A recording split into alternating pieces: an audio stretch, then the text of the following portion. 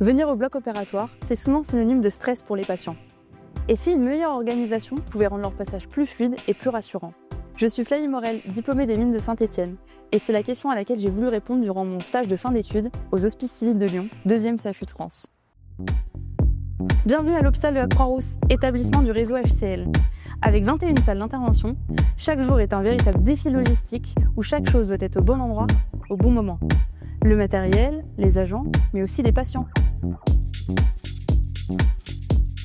Pendant mon stage, je me suis concentrée sur un enjeu clé, l'optimisation des flux de patients. Pour ce faire, je me suis immergée sur le terrain et j'ai suivi tout corps de métier, du brancardier au chirurgien. J'ai cartographié les processus, étudié et questionné les organisations actuelles. Un constat fort a guidé mes recommandations. Aujourd'hui, la gestion des flux de patients repose exclusivement sur un poste de régulation, occupé chaque jour par une aide-soignante différente. Peu formée, elle utilise des outils numériques peu adaptés et a des difficultés à coordonner les brancardiers. C'est un poste sous pression, car il est sollicité de toutes parts par tous les intervenants du bloc. Or, une mauvaise gestion des flux de patients peut entraîner des retards et donc une perte de temps opératoire, pouvant aller jusqu'à la déprogrammation de patients. Ma principale recommandation a été de déployer de nouveaux modules sur le logiciel de brancardage afin d'utiliser l'IA pour automatiser le processus.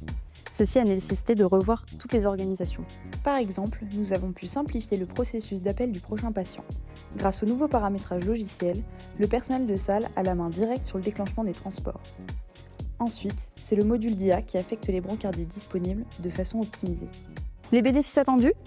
Moins d'erreurs, des parcours plus fluides, des ressources mieux utilisées, ainsi qu'un poste de régulation simplifié, voire automatisé, pour soulager l'équipe aide-soignante.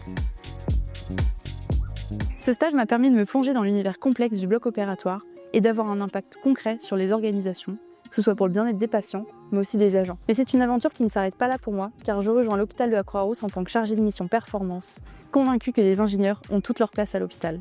L'ingénierie de la santé, c'est avant tout une aventure humaine et un défi collectif au service du soin. Merci de m'avoir suivi dans les coulisses du bloc, et à bientôt peut-être.